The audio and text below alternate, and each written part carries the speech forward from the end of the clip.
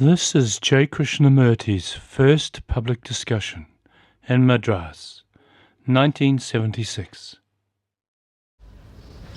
I don't know if you noticed this morning as you came in, if you saw the beautiful clouds. Did you? Marvelous. That's full of light and splendid shape. I hope you noticed them.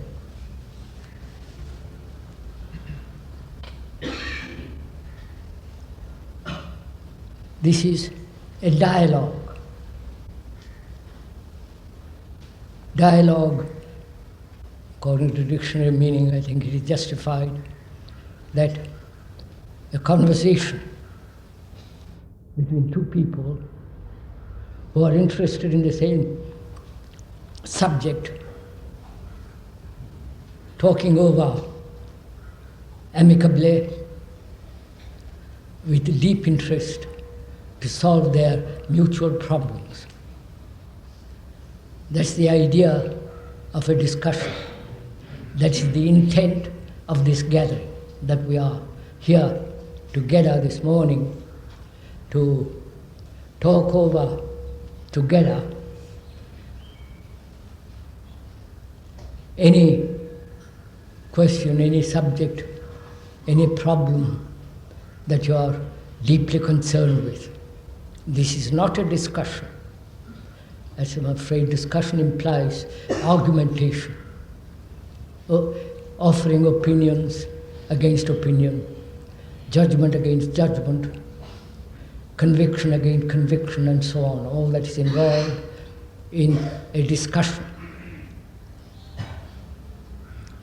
And also, in that is involved in a discussion through the offering of a conclusion, opinions, and investigation of opinions come to truth.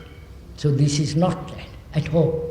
This is a discussion, a dialogue, if I may point out, in which we are taking as amicably, as friendly, as carefully as possible any subject with which we are concerned. So this is a dialogue.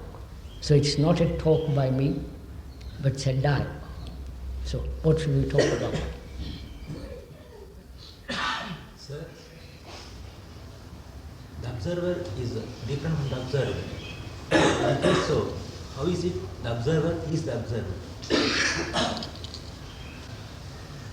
The question is, why is there a difference between the observer and the observed? We see there is a division.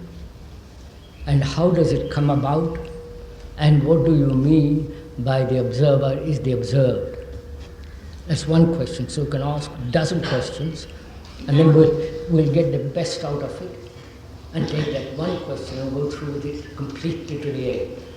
Emptying of consciousness. Emptying. Wait, sir, ladies. You mentioned beyond love in your notebook. What do you mean beyond love? What do you mean beyond love in your notebook? Some of you have read the notebook? Have you? Too bad. But I'm sure if you have read it carefully, you would answer that question yourself, which we shall go into presently. Sir, what is sleep, and is it possible to meditate during the period of sleep? Yes. What is the significance of sleep, and is there a possibility in that sleep to meditate? The quality of the mind that does not get hurt. Quality of a mind that doesn't get hurt. So under whose command? Under whose command the entity which is perceiving in the silence? What's that? Under whose command the entity which is perceiving in the silence? Under whose command? Under whose command the entity which is perceiving in silence? What is it that is perceiving in silence? Yeah. Any other question? Emptying consciousness, sir. What's that? Emptying consciousness. What? Emptying consciousness. Emptying consciousness. Emptying consciousness. Thought is incorporeal. How is it called matter? What? Thought is incorporeal. How is it matter? Thought How is it called matter if it is incorporeal? Incorporeal. Incorporeal. How is it called matter? Right. Is that enough? Any more questions? How can one conduct his daily routine with a mindless thought?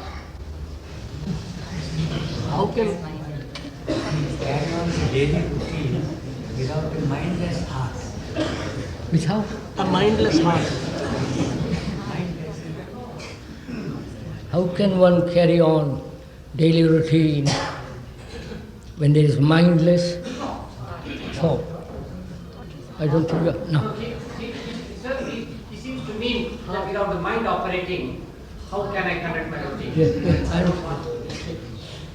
So shall we start with these questions? What is the practice to be adopted for emptying out of consciousness? What is the practice or system or method to empty consciousness? You're a lovely crowd. Why not add one more? Add one more, sir. The Hitler, the Mussolini. What? The Hitler, Mussolini, or a dictator has affected human consciousness. Let us neither believe or hope. You do affect human consciousness. Is there any difference? Let us see it. Hitler, Mussolini, and other people have affected human consciousness. What's the next question? You affect human consciousness. Do you affect human consciousness? You'll find out.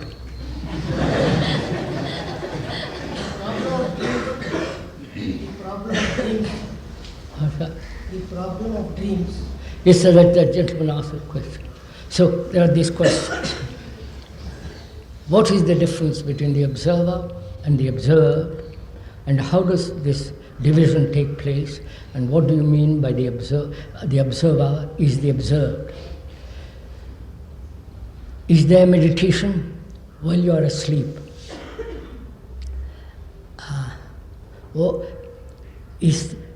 Why do you say thought is a material process?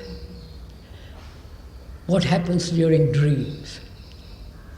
Any other question? Have I included all these? Beyond love. What is beyond love?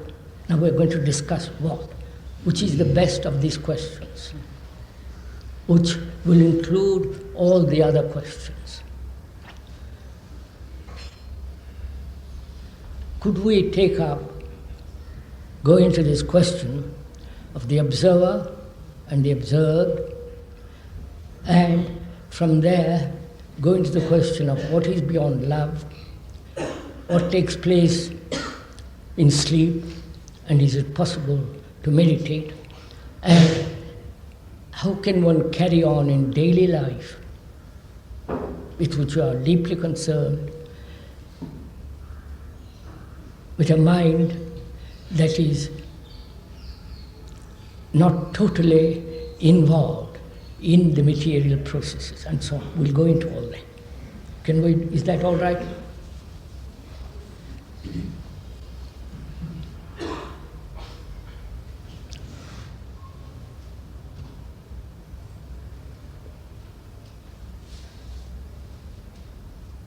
How does one observe one's own thoughts, one's own feelings, one's own idiosyncrasies or anger? How do you observe you? How do you observe your anger? Let's take that very simply. How do you observe it if you are angry? At the moment of anger, are you aware that you are angry? So this is a discussion, this is not a dialogue, it is not a speech by me. Therefore, please Take part in it. Don't just sit and just listen. Take part in it. You are involved in it. It's your responsibility to have a friendly conversation with the speaker, if you want it. We are only aware when the anger is finished. Just a minute, sir. I am asking you a question. When you are angry, are you aware at that second that you are angry? No. Do watch it yourself, sir. Then what takes place? What's the next second? What's the next movement? I am angry at that moment. I am not aware that I am angry. Then a second later, what takes place? Huh? No, what takes place actually? You're not watching yourself, sir, you're just throwing up.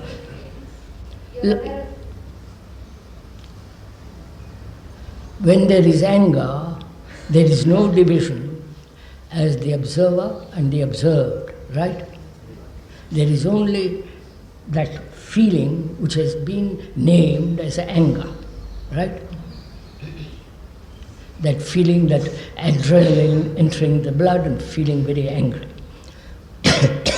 At that moment, there is no observer or the observed. There is only that feeling, that intense annoyance or whatever it is. A second later, what takes place? Huh? What? What? You said we become aware of the anger. You become aware of the anger. So there is you who are different from anger. Is that it? Is that it? Do please take one thing at a time. We'll go into all this presently. I'm angry at one moment. There is intense anger. There is no division between the entity that says I'm angry, right? There's only anger. A second later, the entity says I have been angry, right? Isn't that so? Even I am angry, therefore I have to be careful. That is, later, a second later, I have been angry. Never I am angry. But when we want to watch what we are doing, you see the consequence, you say I am angry. Look, watch it in yourself. When you are angry, there is no I and you, there's just anger. A second later, you say, I've been angry. So there is a division between me and anger. I have been angry. Right? Right? Are you following? So don't agree with me. That's you've been educated, unfortunately, to agree. You have been trained to obey, to follow. Here we are trying to break that pattern so that we can think over together, go into these problems. So there is the entity that says, I have been angry. So there is a division between the entity and that which has happened. Right? Isn't that so? The entity who says, I have been angry. So there is a division. How does this division take place? You understand my question? At the moment of anger, there is no division. A second later, one realizes, or one says to oneself, I have been angry. So there is a division between the me and anger. I am not anger. There is a division. When you say, I have been angry, it means I am different from anger. Right? Is that clear? And how does this take place? Raising up of the I thought. Huh? Raising up of the I thought. After the phenomena over. What's that? Raising up the I thought. You're not looking, you see, you just throw something into it. Look, sir, I'm asking you a very simple question. There is a division as the me who is different from anger. When I say I have been angry, the division has taken place. I'm asking you, how does this division arise? Awareness. Oh, for the love of... I want to get rid of it. I don't like What had previously happened. Because the anger is past. And they know its name is anger. And they say, I am being angry, and then therefore I should not act with anger alone. You are saying, sir, I am angry, I will not. So I'm asking, does the division take place through consciousness? Through memory. Wait, through memory. Just go slowly, sir. We are friends again. I'm glad to see you. Your father. How does this division take place? The gentleman says, through memory. Right? You recognize that you've been angry. That means you have had anger before. So you are able to recognize the present anger. So that recognition is the process of memory which has remembered other angers, other incidents of anger. Wait, sir, just go. Sir, go. We are going to. This is a very complex problem, sir. Please have patience and inquire. Not just throw words at each other. Inquire. So, memory is the past experiences as knowledge. That memory says, yes, I have been angry. So, there is a recognition from the past that you have been angry. So, the past is the observer.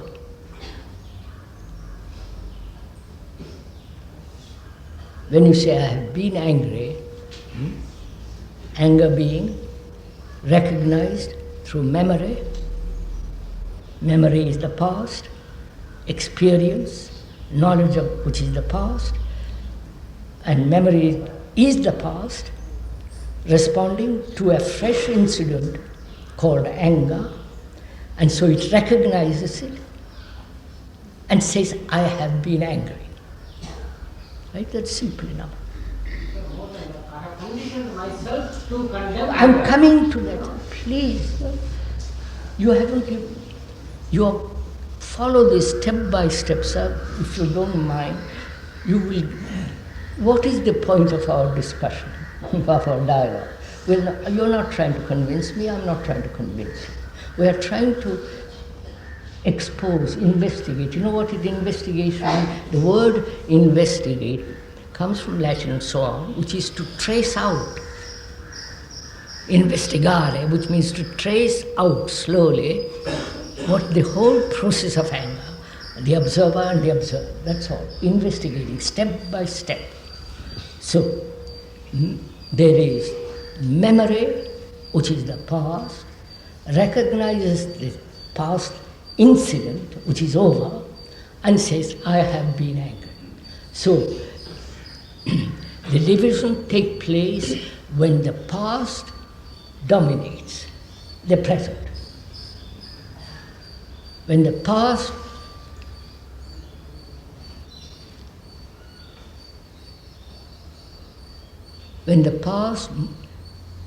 is always moving over the present.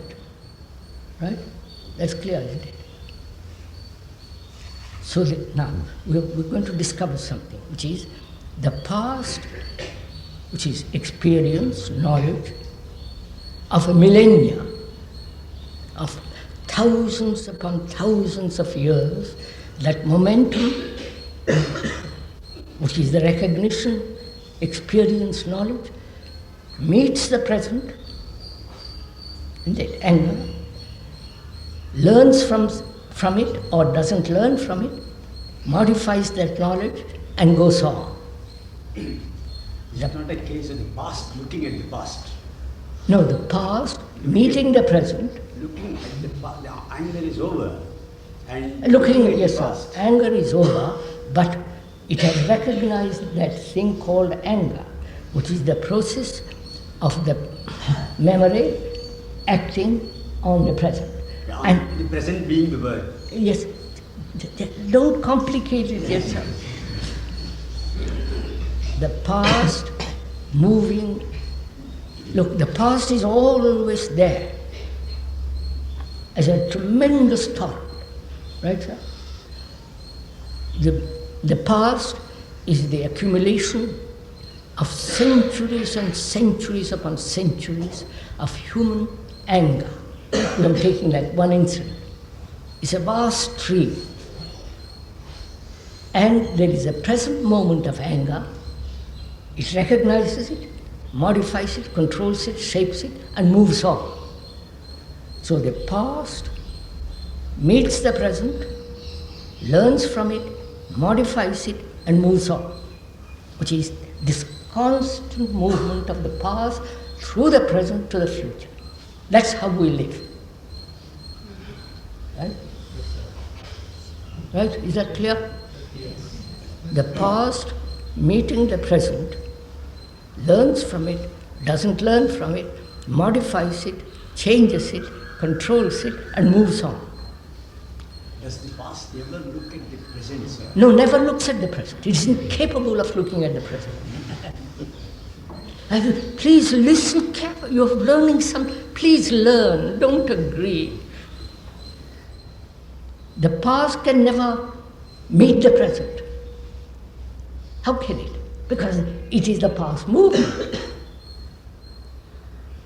It can't say, well, I'll stop and look.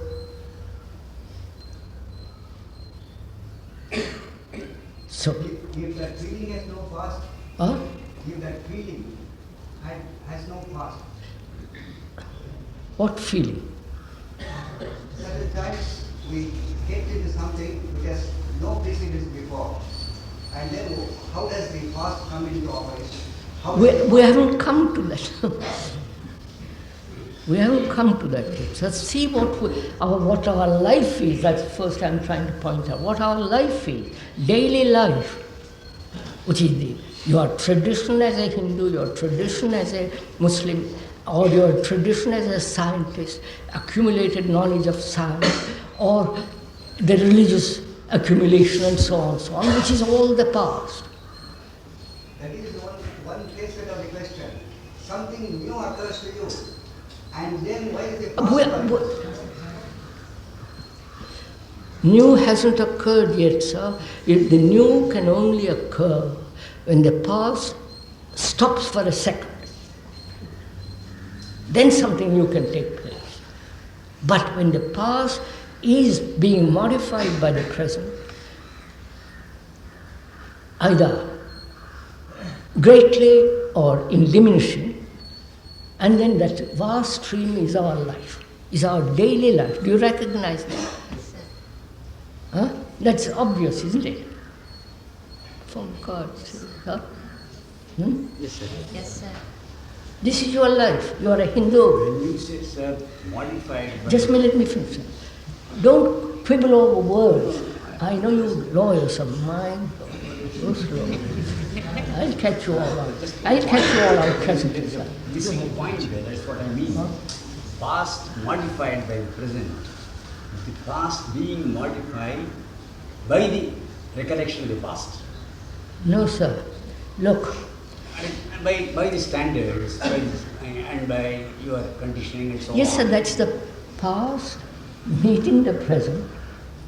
That's it, is the question. Does it meet the present? No, it never meets the present. What's how meeting the present means? Comes into contact with it. Meets. The stream is carrying everything before it, right? That streams can be modified. It can go over a rock or move around a corner, but it is moving all the time. Don't you watch this in your life? Don't you? Huh? You're a Hindu, you have your traditions, you have your beliefs, your gods, that's the past. And science comes along and says what nonsense all that is. It's all just invention, imaginative invention. And that movement says, by Joe, I must change slightly. I'll put on European clothes, but go to the temple in the evening. You follow? I will drink, but take a vow in fortnight later, go to something. You follow? That's modification, but this is the movement. So, the past is the observer. Right? Are you clear on this point? Of course. The past, which says, I am a Hindu, I am a Catholic, I am a communist, or I am a Muslim. I don't believe any of that. I've rationalized it, but that rationalization is based on my capacity to think. To think is based on memory, so that memory is conditioned. So reasoning says, I have solved the problem, but it has not. So, the past is the me, the observer, who says, I have been angry. That's clear, isn't it? Can the past modify the present? Huh? Can the past modify the present?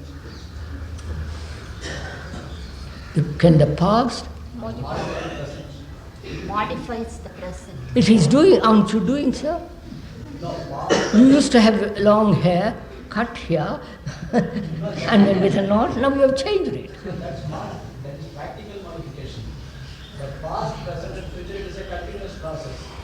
The previous moment cannot modify the succeeding moment. The succeeding moment can take up the preceding moment and modify it. Sir, could you say it slowly? Past, present and future, it is a continuous process. Actually, we do such a classification. What? Slowly. We classify it into past, present and future, but as if past, present and future is a continuous process. Now, in that continuous process, the succeeding moment can take up the preceding moment and modify it, but not the preceding moment taking the succeeding moment and modify it. What? He says the succeeding moment takes the preceding moment and Modifies it. Not the preceding moment takes the succeeding moment and Modifies it. Because the past doesn't modify the future, that's what he says. Have it your way. But do we understand this process in which we live? That's all we are talking about. Whether this little bit changes there, or that changes first, or this changes first. But this movement of the past, going on through the present, learning from it or not learning from it, and going through. That's what we are doing in our daily life. So the past, we are saying, is the bundle of memories which I say I, the observer. That's clear, isn't it? Right?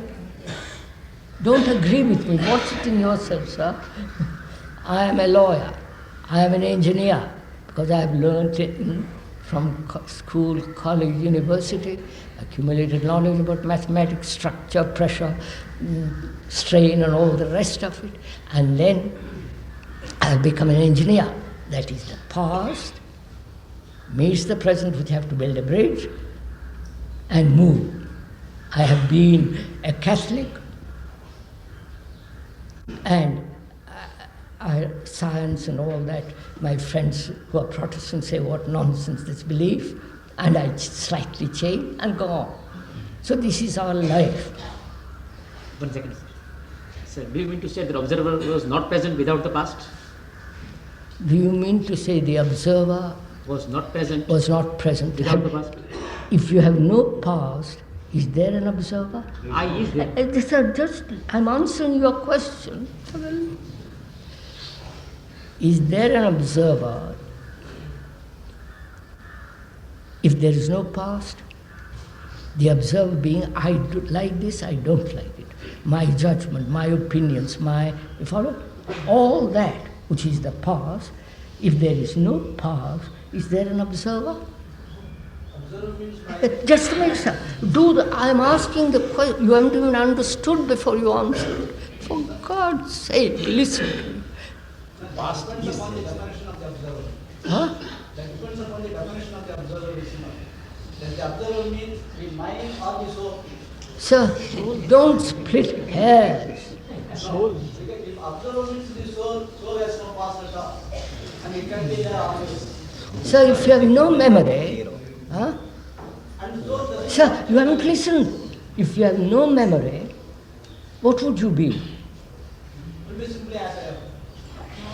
What? You would be simply as he is. What are you saying, sir?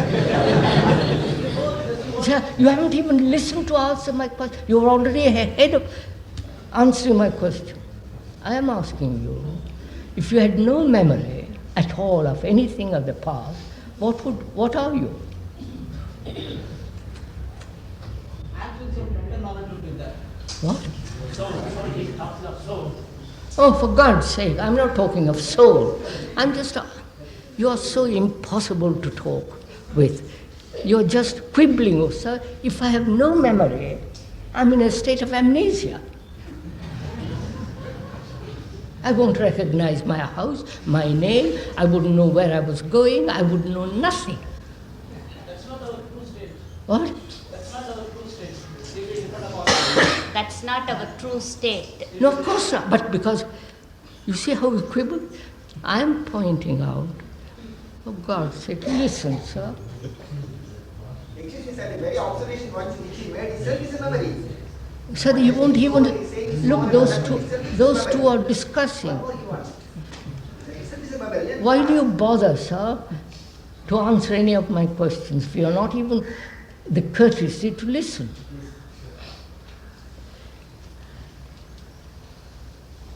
So we are saying the past is the whole network which says I, right? So there is a division between the past and the present. Right? Huh? So the observer has separated himself from the present. The observer then criticizes the present, judges the present, evaluates the present, condemns it or appreciates, and so on and so on. So the division exists when the past is a continuous movement, right? And so there is a division between the anger and I, right? So I'm saying, is that a fact? Fact, actual, or it's the thought has found security in the past. That's what security. And so clings to the past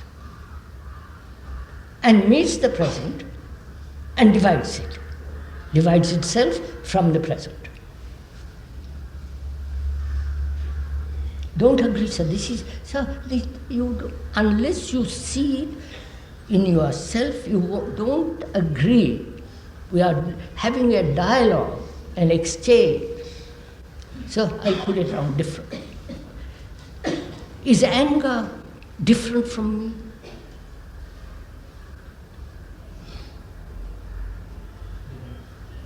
Huh? No. It must be different, but at the moment of anger, it appears to be the same. I'm asking, when you are angry, madam, at that second you don't say, it is all one, tight. There is no division. A second later, division takes place. And I'm asking you a question, which is, are you different from anger?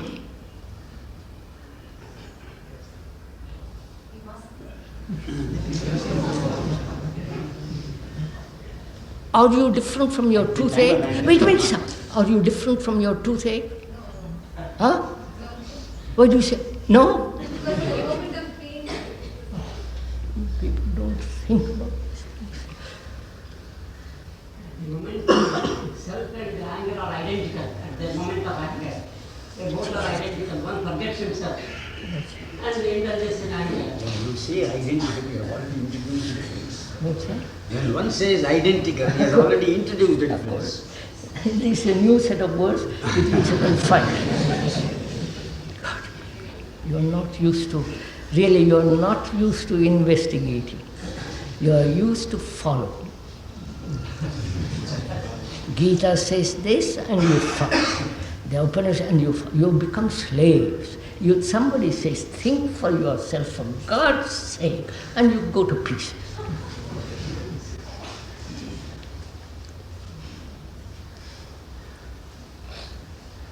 So the past is the observer. Be clear. The past being your judgments, your beliefs, your assertions. I am a Hindu, I am a Muslim, that's all the past. The past is always dominating in your actions. Right? So we are saying the past is the observer. And that becomes tremendously important because in the past there is safety. Not in the present, not in the future, but in the past it is, you are safe. No? That statement requires some little consideration. We'll go into great deal of consideration. We'll go into it. But first see how we cling to the past, our remembrances, our unhappinesses, our hurts, which is the past. To that we cling. My house, my wife, my husband, my daughter, my this, my that. That's it. To that the brain is attached. Because in that there is safety, there is protection. Look, if you are a Hindu and you lived in a Muslim country where the Hindus will be persecuted, you pretty soon change. Or you are destroyed. That's what is happening between the Arabs and the Jews. You follow? This is going on in the world, for God's sake. So, the past is the observer. And because the brain has found safety in the past, it holds on. And so creates a division as the observer and the observed. So is it safety or sense of belonging? Huh? Is it safety or sense of belonging? Belonging, protection, safety, identifying yourself, the past identifying itself with a country, with a nation, with a belief, with a superstition, all that is the past, the me, right? That me is put together by thought, and in that there is complete safety, protection. I am a Hindu. It gives you protection in this unfortunate country, right? So there it is. Protection to the me, which is the memory. I don't want to split hairs. So go slow. The me, that's the observer. When there is anger, there is neither me nor the division as the present. There's only anger. A moment later, a second later, the division takes place. The division comes into being because there is a recognition from the past of many angers. So the division says, I am different from anger. Is it just But you haven't listened. I will ask question a little later, sir.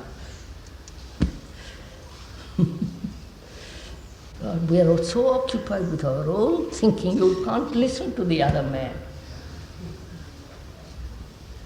I have to repeat it all over again. Which is, the past is our life. We live in the past. We are the past. And the past is immense security. Because the future you don't know, The present you don't know. What might happen in next year? So the past becomes tremendously significant, assuring, safety, protective. Which is, wait, listen to it. Which is the brain can only operate efficiently with knowledge. Right?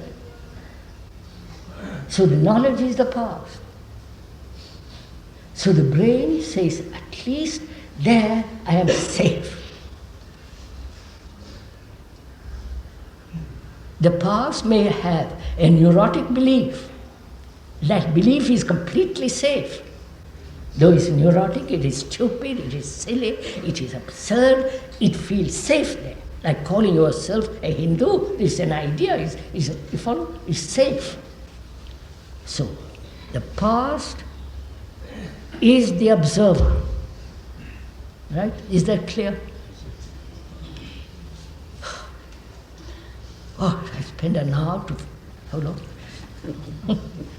45 minutes just to understand one thing. God, minds.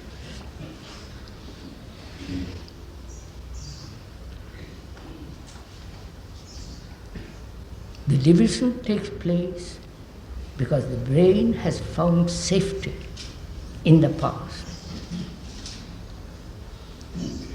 And it might find safety in an ideal, which is the future, and clings to that. But that's unreal. Therefore, it's uncertain. It says, yes, I quite see it's absurd, but it's still the past.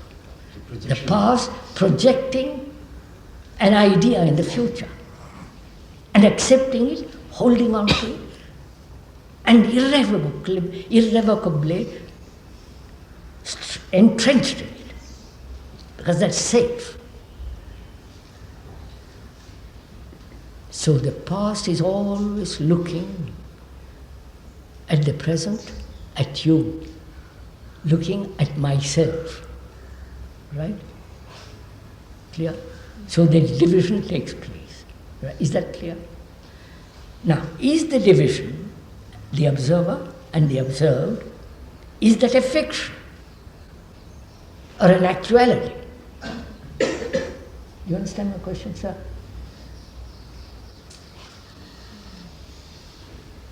Are you different from anger? Huh? No way I'm different. Huh? No way I'm different. No. Not now, I forgot. Are you different from anger?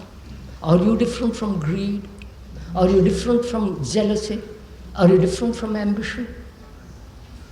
Envy? Cruelty? Violence? Are you different? Huh? Be sure, don't outwardly say, there is a soul in me who is different. Don't say afterwards, there is a higher self which is different. The higher self is still the product of thought, which is the past. Right? So, I'm asking, are you different from violence? No. So you are violence. Yes. And don't say yes. See what is implied in itself. For God's sake, see what is implied. When there is a division between the observer and the observed, division, there must be conflict. I must conquer it. I must change it. I don't know what to do about it. I must suppress it. I must identify with it. I must run away from it. Therefore, all that process is conflict. Right? Where there is division, there must be conflict. Hindu, Muslim, Jew, Arab, the English and the German, the communist, social. Wherever there is a division, there must be conflict. There must be conflict, which is a law. Right? So a man who says, why should there be division and therefore conflict? Is it possible to live without conflict?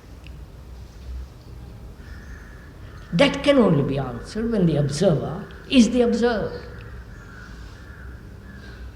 That is, you are violent, not you are different from violence. Then there is a conflict. Right? Do you see this? Do you? Don't shake and nod your. I mean, do you see it? I'm putting my blood into this, and you just shake your head. God's sake, what a generation this is! Passions are all aberrations. All the passions, anger and other allied ones. I know some, just all the passions, lust, all that. You are. I'm asking you: are you different from violence? Are you different from your greed? Are you different from your anxiety, your fear, your hope? Huh? You are that, aren't you?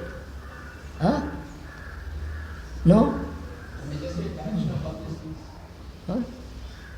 I mean, just the connection of all these passions, lust, everything. What, sir? Gently, slowly, sir. I mean, the connection of all these passions, lust. Yes, aren't you? I'm asking you, sir, aren't you? No, are we not the observer of these passions also? In that case, we are something more than all these passions. He is the observer of all these collections of passion, etc. Also.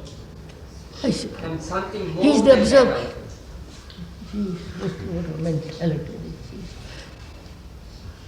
So aren't you greed? Aren't you? Yeah. You're not different from greed, are you? No. You're not different from violence? No. Greed and so on and so on. You are that. Yes. Right? The same way. Wait, listen. You are that. Yes. What happens when you, what will you do when you are that? Before, having divided it, me different from anger, you could do something about it, right? Suppress it, control it, change it, modify it, right? Rationalize it. But now, when you say, I am anger, I am violent, what can you do?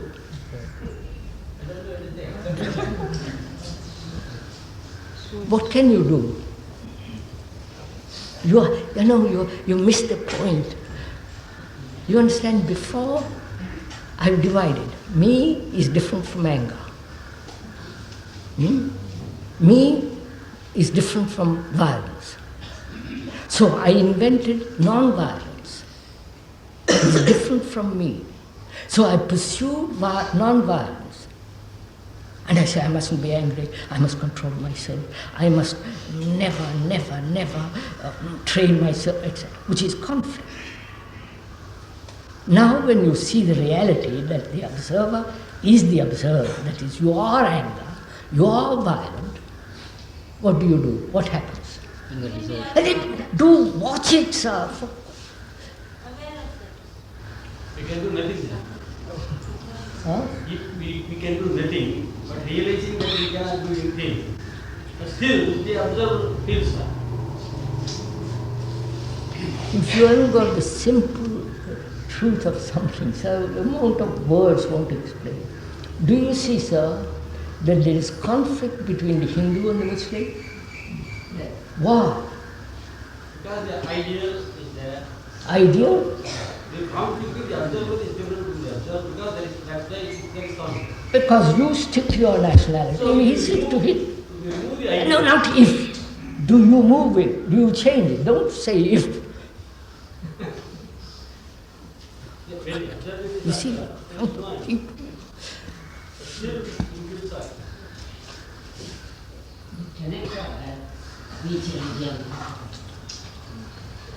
so why do you put on all this stuff on your forehead? Why do you do it?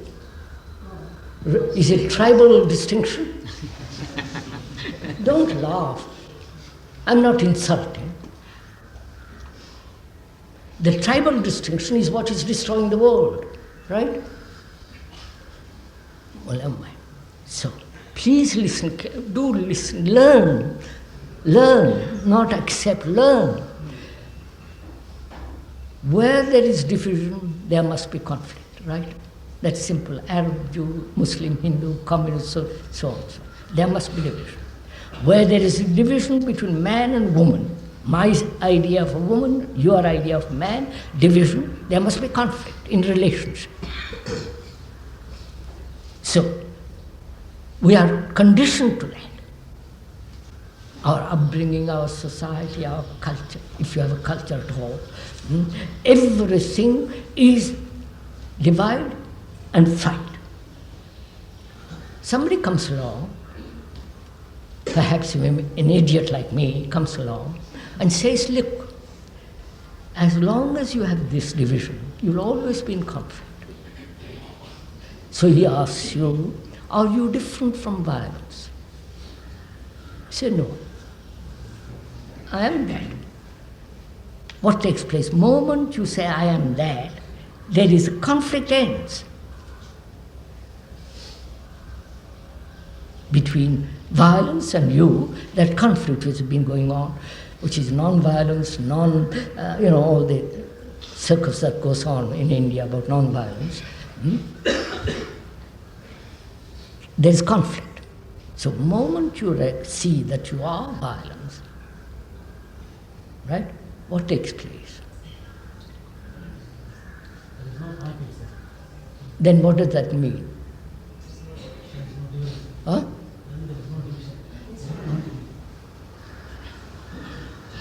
Violence is due to some cause in the person, some rationale is there. It becomes violent for some certain thing, because of certain causes.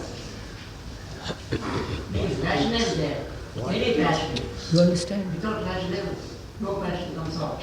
You understand that when there is no conflict, which is when you are violence,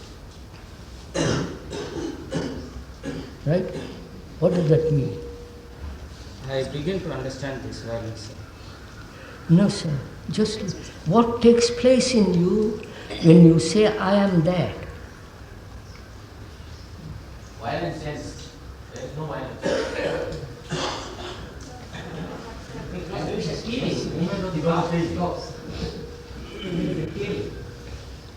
Because of certain reasons, these passions come out.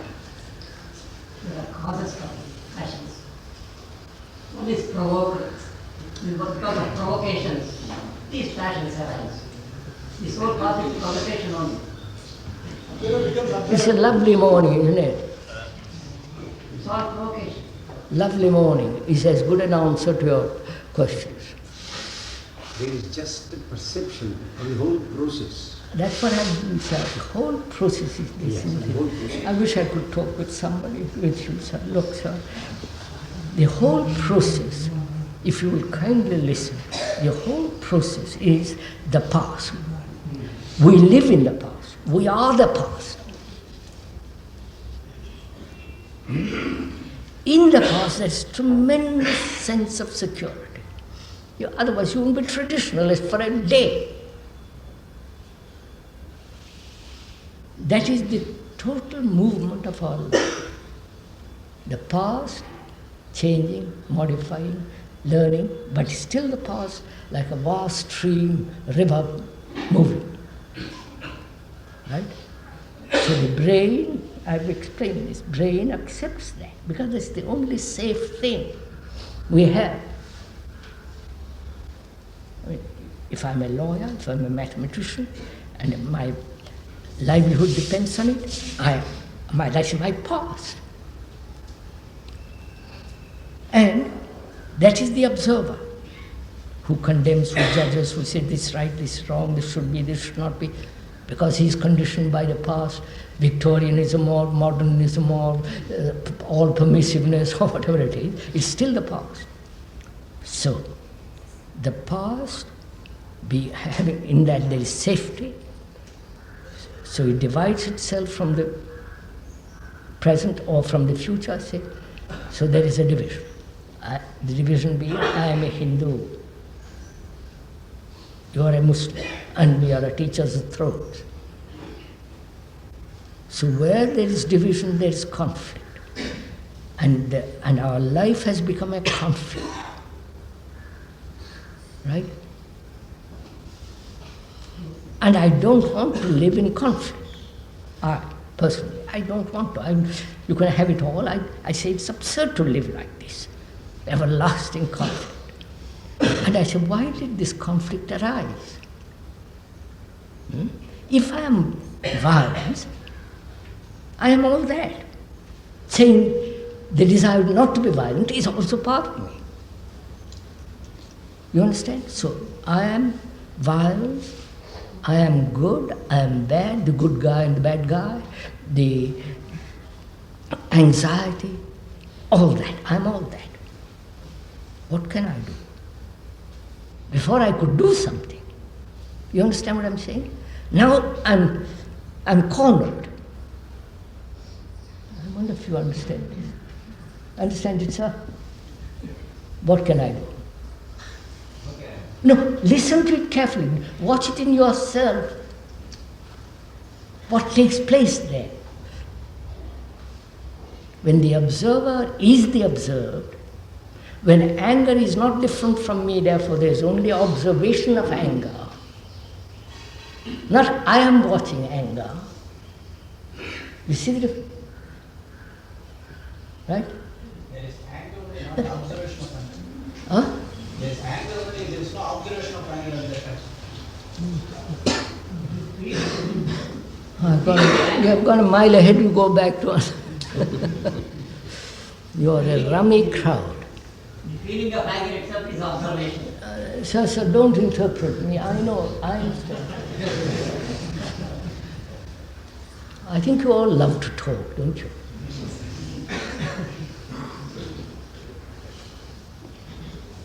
You haven't seen what tremendous thing takes place, I'm telling you, pointing out to you. You won't even look at it. Before I was able to do something about anger, right? Control it, suppress it, run away from it. Now I recognize I am that very thing which I've called anger. I am that violence. Then what takes place? I am silent. Huh? I am silent. Oh, God. The process of emptying the consciousness. You are verbal, sir. You are not doing it. You are just throwing words out. You don't say, yes, I am angry. I am not different from anger. Then what takes place? What is happening there? The process of emptying consciousness takes place. Sir, anger only is an aberration, is it not, sir? It cannot be the I. Huh? Anger is only an aberration. Oh, come, cut it out, sir. You are talking now. An expression of passion. Sir, you haven't even listened. You go back to this old stuff. I said anger, jealousy, violence, grief, sorrow, calling yourself Hindu, Muslim, Christian, church, this. You are all that. Don't call it anger aberration. You are all that. No, don't please, sir. Just listen to it. You're all that. Then what takes place? The observer ceases to exist. Is it that the energy that was being wasted? I said, but what do you say? I see that the energy that was being wasted is now saved, collected. You are repeating what the speaker has said.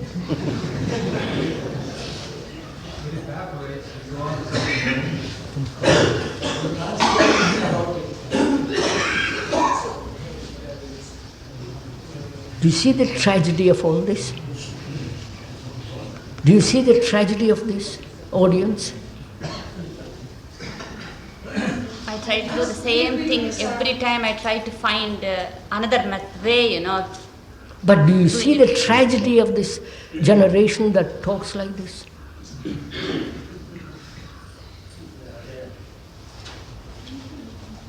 That's why you are ruled by, for 1,000 years, by the Muslims, British, and you are still slaves, for everlastingly you will be. Because you have sold freedom for temporary safety. Right? And therefore you are not both freedom or safety. That's where you are caught. Well, never mind. So I'm going to tell you something. Now you listen. That's all you are only capable of repeating. You don't learn. You don't say, I know nothing. Please teach me, for God's sake, about my life. I've made a mess of my life. I don't know what my life is. It is a hideous thing which I have lived with. I'm ugly, I'm stupid. Teach me, tell me what to do. That's all you're to be told. But you don't say, well, I know I live this kind of monstrous life. I must find out what it's all about. Not from Upanishads, this, that. Throw away all the books and find out.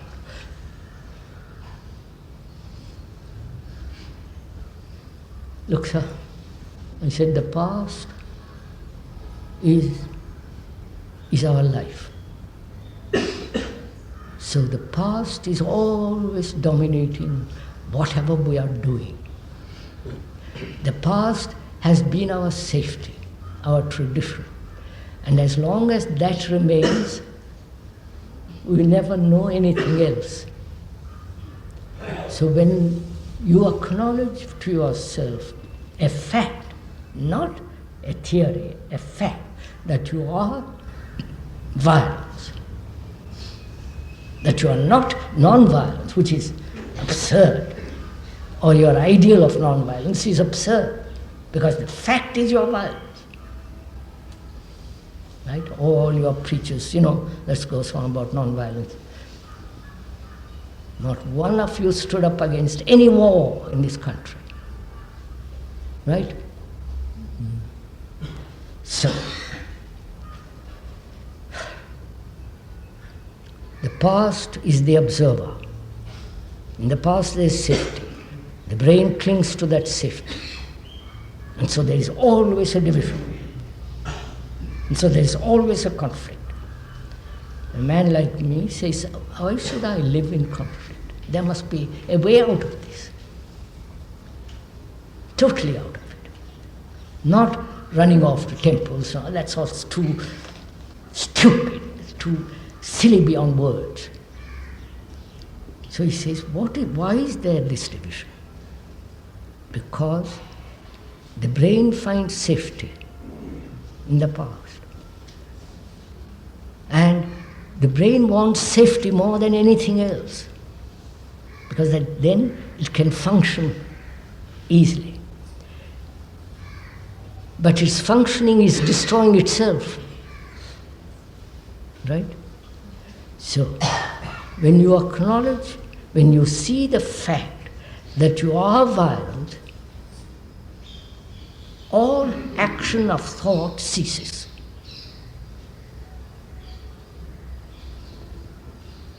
Do you see this? No. Either it ceases or doesn't. Don't say, yes, I agree with the idea.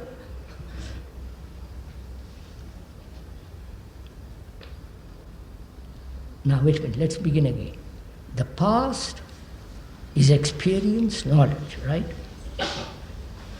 From that, which is memory, and the response of memory is thought. So thought is always the past. It can think about the future, but still the past. It can imagine about the future, build up a marvelous society, but what thought builds in the future is born out of the past. Therefore, still the past, modified and changed, so on. So thought says, I am different from violence. Because thought says, I can control it. So, what takes place when I see completely that I am violence? Completely, not part of me is violence, part of me is beautiful, part of me is divine, part of me is the higher consciousness, all that is such silly stuff. Actually, I am that. greed, envy, all that. That's my consciousness. In that consciousness, whatever I do is still part of that consciousness. I wonder if you see, right, sir? Whatever I do, whatever thought does, is still part of that circle. Do you see that?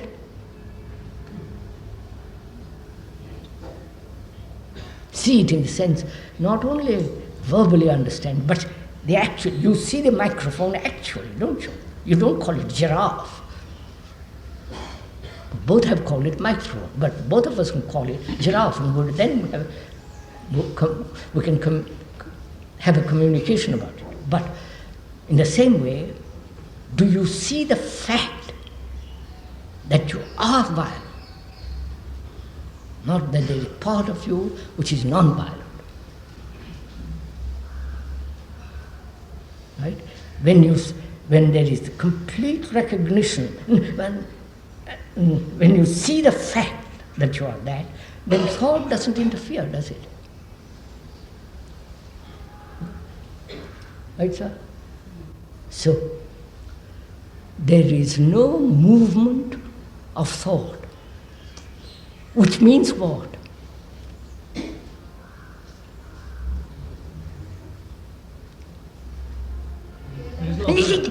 Don't, you know nothing about it. Don't throw words in. You understand my question? You have understood it? I'm going to talk to you, lady. The past is the movement of thought. Thought says, I am different from violence. That's your conditioning. Somebody like me comes along and says, look what you're doing. The observer is the past and the observer. So you are violence. You have named it as violence because of thought. You have said you must not be violent. That's part of thought. But when there is the absolute fact that you are that, violence, grief, and all that, then thought has no place, has it? Do you see it? Actually see it? Can't make any. If you don't see it, let's talk about it. If you see it, then move. Sir, how can I see thought? No, not how you are thought. You are the very essence of thought. Your name, your form, your characteristics, your recognition as a Hindu, Buddhist, you are all that, you are thought.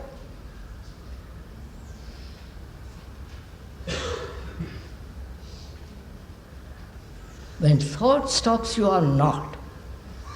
And that's what you are frightened of, all of you.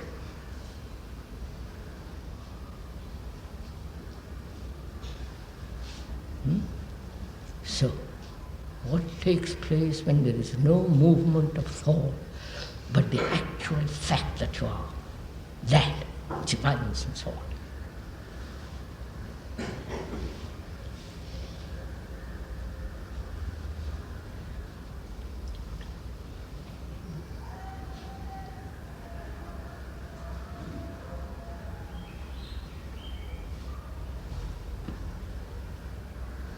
Then the problem arises. What do you mean by violence?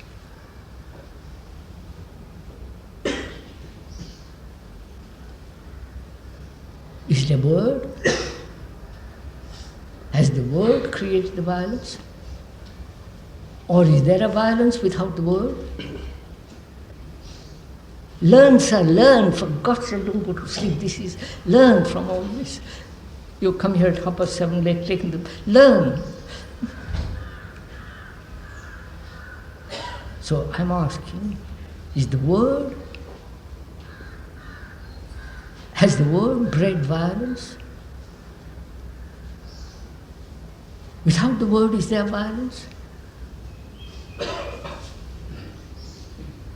You understand? May I say something, sir? Yes. Before the word, a certain type of activity or feeling has been referred to as violent because that creates a disturbance. Yes, sir. But I'm asking you a simple thing. Listen to it. The word violence, you used it to recognize a feeling, Yeah. a sentiment, a reaction. And that word has strengthened that reaction. Right? Now, is there that reaction without the word? That reaction? Is there that reaction which you call violence without the word?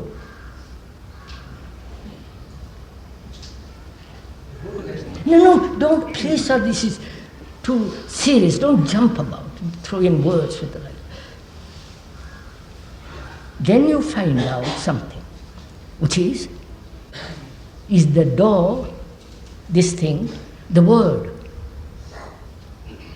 You understand? I'm asking you, look at it. The thing which is there, which I have named as door, is the word different from that? Huh? What?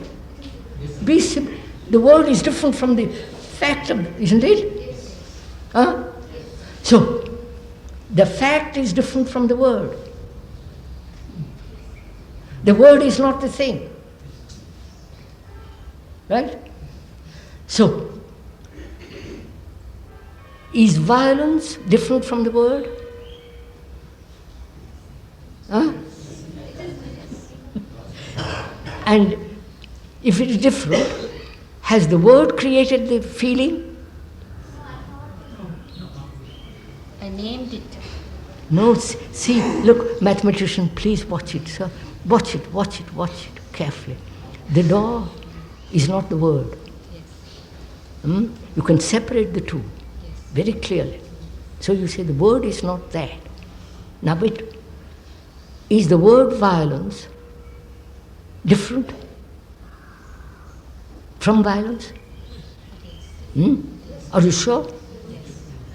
And is there that feeling without the word?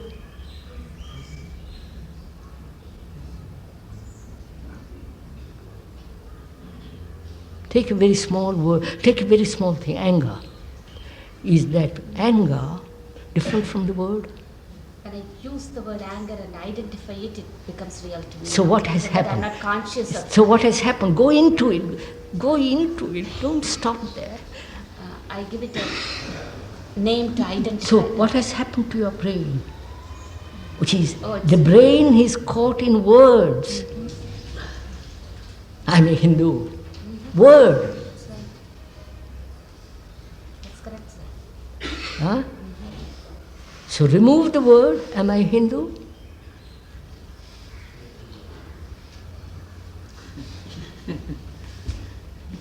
And is my brain slave to words?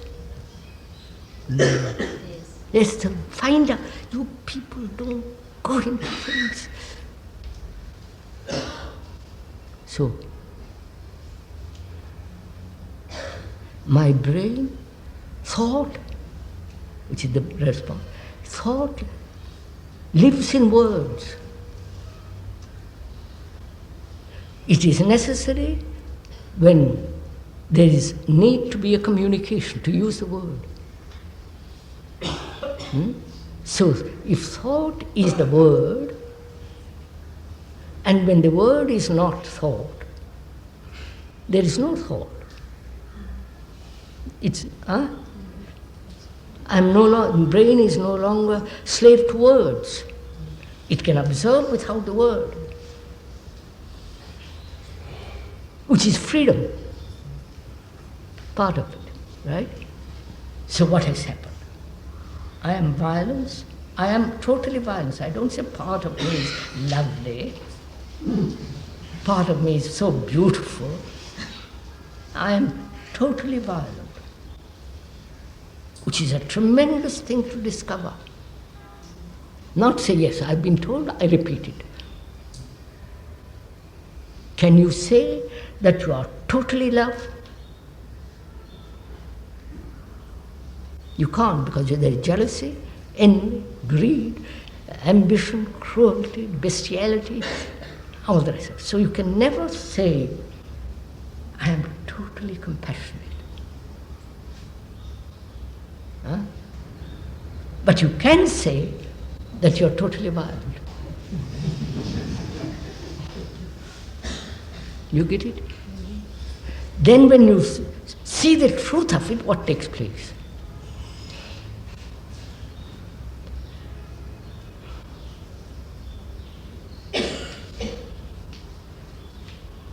What takes place when you see the truth of this, the fact of this? You recognize it, move away from it.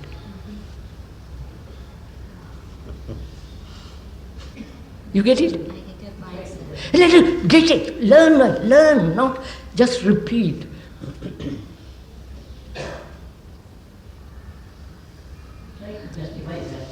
No, please.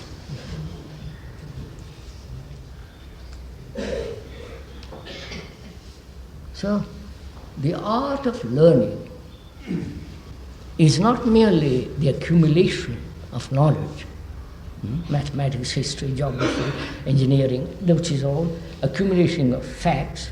When you go to school, that's what you're doing, cultivating memory and learning more and more and more about mathematics, history, geography, whatever it is, engineering, business, accumulating knowledge and acting from that knowledge skillfully and not skillfully, right?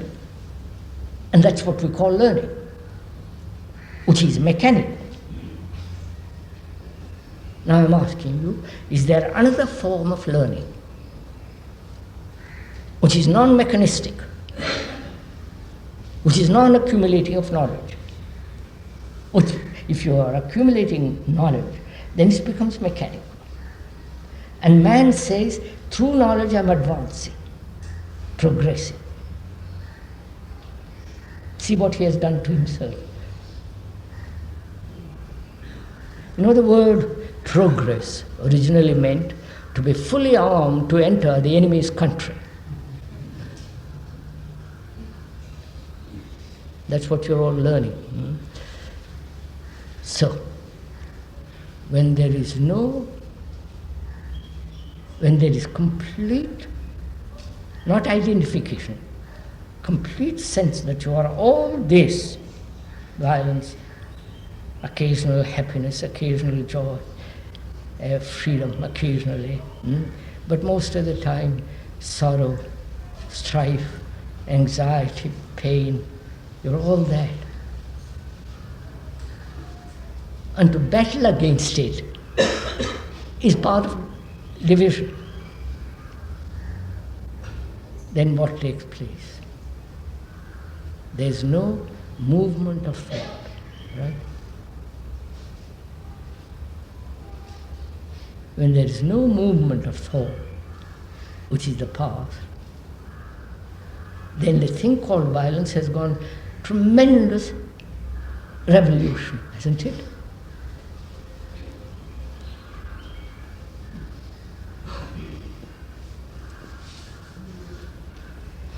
How to kill the angry Huh? or avoid it? Huh? How to kill the angry or avoid it? How to kill the anger or avoid it?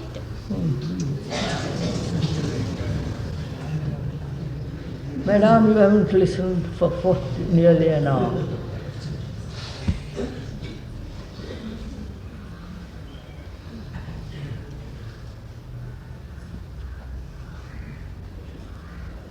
Now let's. It's 8 minutes to 9. There's another question which is really very important, which is, what is sleep? What takes place during sleep? And is there a possibility, not assurance or a possibility, of brain renewing itself, not in the old pattern? You follow what I'm saying? During sleep.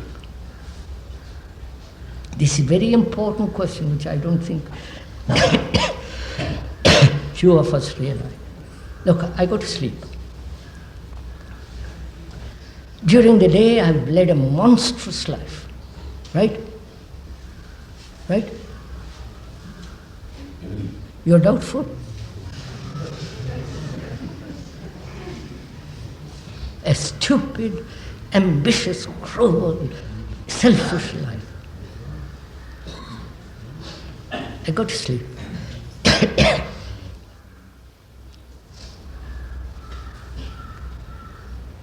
And the brain goes on active, like a machine. Please listen to what, learn.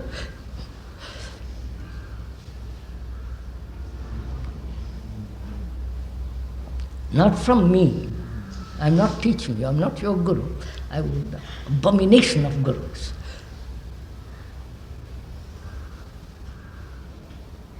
Learn, find out. During the day, you lead a life of conflict, life of misery, life of struggle, ambitious. You are hurt and you hurt others. You are indifferent, selfish, without a spark of love. And you go to sleep. And the brain goes on, doesn't it? Right? The brain, because it must have order,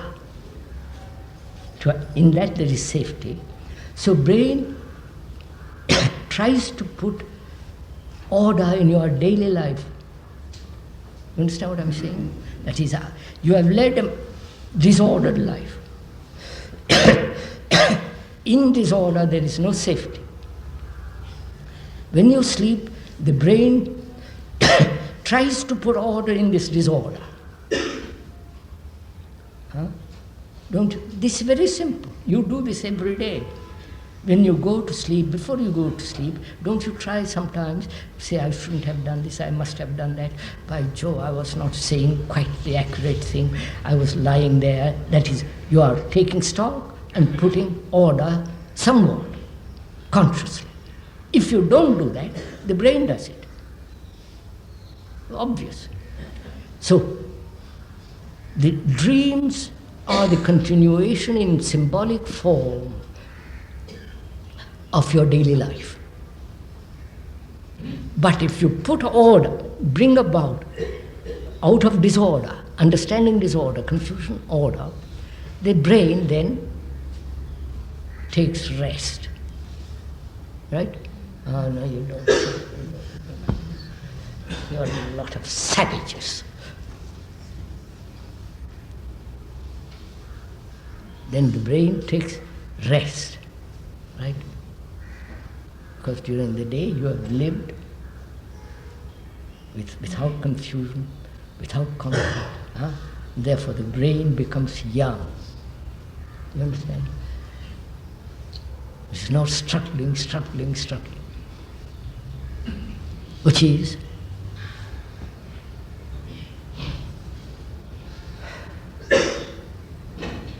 when the brain is quiet, it has its own movement, naturally. I've discussed this with brain specialists. Now you all wake up. God, what a cheap crowd you are. I've discussed this matter with brain specialists. They say there must be dreams, there must be adjustment. That's part of life. You understand? This constant movement of the brain. They have tested it through various electronic processes and so on. So the brain has its own rhythmic movement. But that rhythm is broken when there is disorder in life. This is simple. If I live the most stupid kind of middle class or higher class or the most depraved existence, that brain gets confused. So it must have order. Then when there is order, it has its own beautiful rhythm.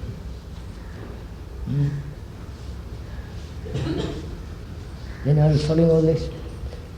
Its own beautiful rhythm. I don't know if you're not. That's part of meditation. To bring complete order out of disorder in your life. Right? Then dreams have become very, very, very, very superficial, meaningless dreams. Unless you put disorder, understand disorder and move out of it, then the brain tries to, through symbols, to help to bring order. So there is constant relationship between disorder and the desire to have order. And the brain, which is partly mechanical, because of our education, dependence on knowledge, functioning in routine.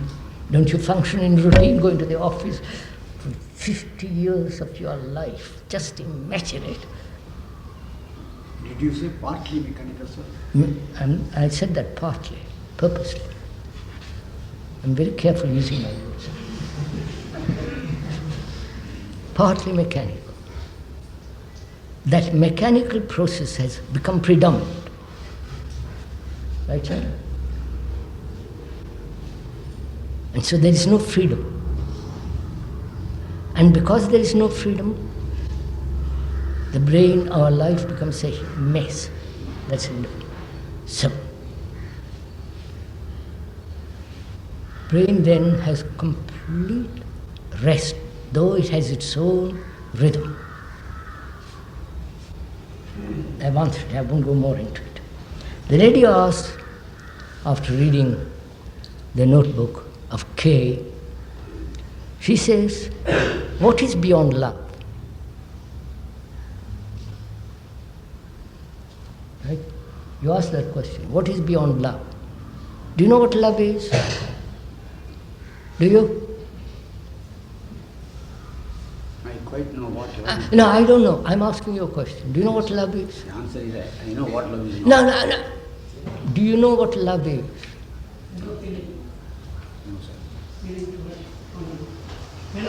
You know what sex is? Of course. Oh, come off it.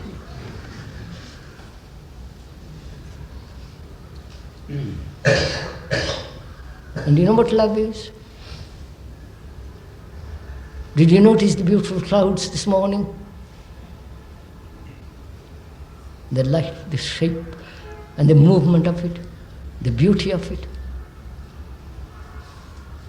Did you? No. Can one know love at all? So I'm going to point, no, you can never. I'm asking you, sir, do you love anybody? Or do you possess somebody?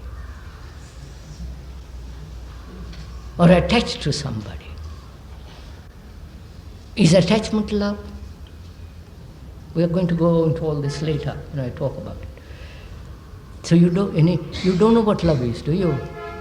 Huh? And you are human beings. Able to quote Gita, Upanishads, throw garlands around some idiot, some statue made by the hand or by the mind. Tremendous sense of respect for some authority. Right? You know all that. So I'm asking, do you know what love is? To be kind, to be generous, to be tender, to look at the beauty of a tree, the light on a tree, the morning light on a leaf. Do you? See, Your religion has denied all that. Right? Don't desire. Don't look at a woman. Right? To approach God, you must be absolutely sexless and beautyless and torture yourself. Right? You're right?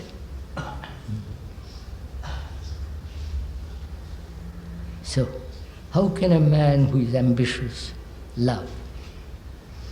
Right? How can a mathematician soaked in our ambition or in his ambition,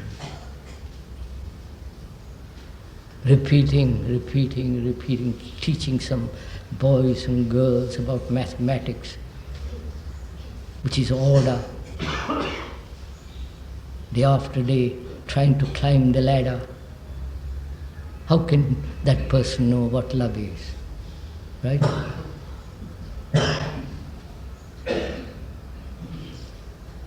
Right? What do you say?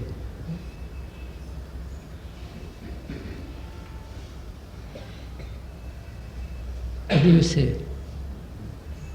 I don't agree with this. Huh? I don't agree with you. At last, somebody says who doesn't agree with me. Thank God. I question your statement. I am asking something. How can a man or a woman who is ambitious, hard, love? They are not all the time ambitious, sir. Therefore, partly we are good, partly bad.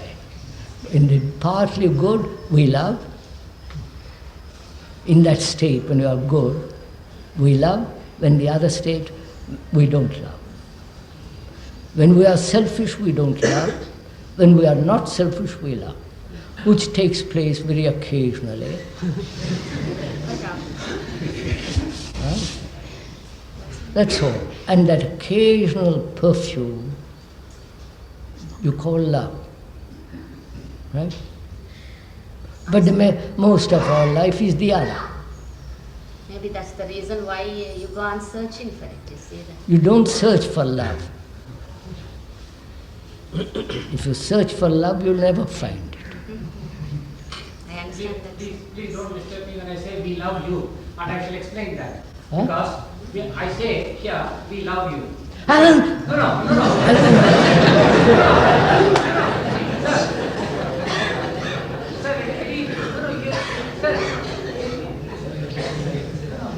I will explain. Go on, sir. Go on, sir. Go on, I will sir. explain. You see, we don't get hurt when you call us savages. We don't get hurt when you say we are a cheap crowd. Because we know we are learning something from you all the time. God knows for how many years. We know we have no other source to learn something new than from you. That is why I am explaining myself. Have you learnt anything? Yes, sir. Yes, sir. Don't laugh, sir. This applies to you too. I have not learned anything from anybody else except you, sir. No, sir. What have you learned? What are you... Sir, you're not answering my question. Do please listen. What are you learning from me? Are you learning anything from me? I'm asking this very seriously. Don't push it. Don't please laugh it off. I am asking you all. I'm asking that gentleman. He has known me from boyhood, probably. I'm asking him, what have you learned from me? Which means you also. What have you learned from me? From me, you have learned absolutely nothing. Please listen. From the speaker, you have learned absolutely nothing. Please listen. From the speaker, you have learned absolutely nothing. You have learned how to repeat what the speaker has said. But you have learned nothing from the speaker. You have learned from yourself, which the speaker has pointed out. Right? So you have learned for yourself about yourself.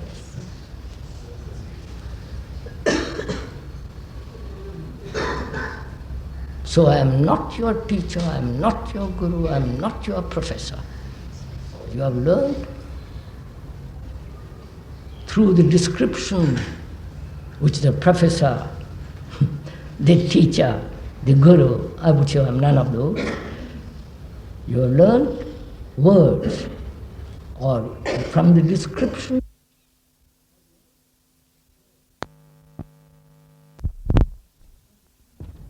Are you really interested what lies beyond love? Too much. Huh? Too much. What, you too much? I don't understand. Tremendously interested. Huh? Tremendously interested. Tremendously interested. Huh? He is tremendously interested. If you are tremendously interested, have you dropped your ambition?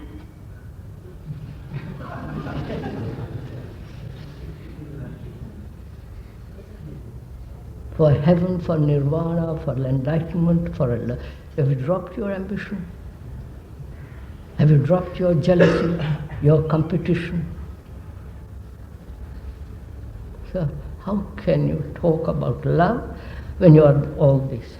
For God's sake, what's the matter with you? I want to cry for you. You understand? So to find out what is beyond love, begin where you are. Right? That is all that we've discussed.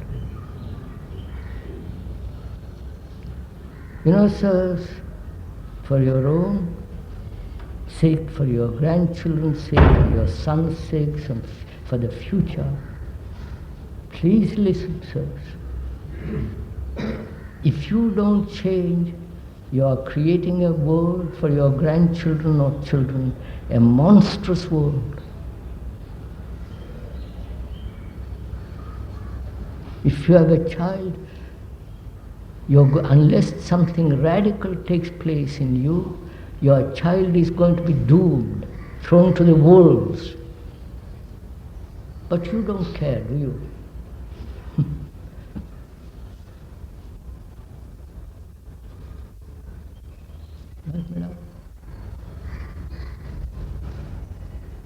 Right? Do you agree? Not agree. You see this? Not you, sir. I'm asking that lady. You have children, haven't you? Or married, or going to marry, they have some children around you? Yes. And do you know what's going to happen unless something radically changes in education?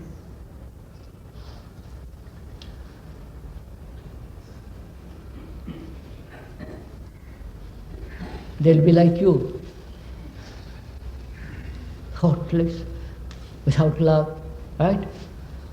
Selfish, selling freedom for a temporary safety.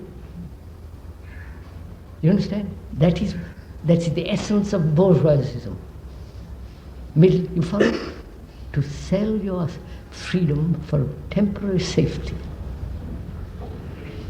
Therefore you will have neither safety nor freedom, you understand?